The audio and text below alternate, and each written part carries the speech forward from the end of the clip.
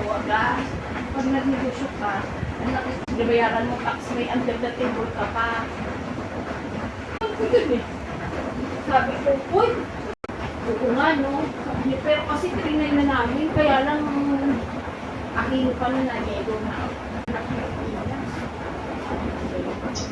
Kasi, alam mo yung nag-under the table na kami na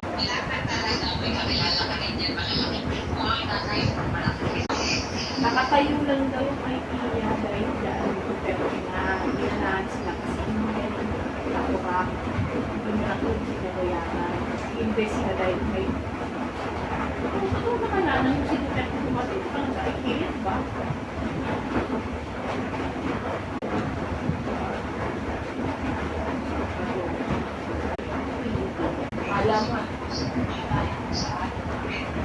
Alam naman, pag nang nakapayat sila, gagawin nila.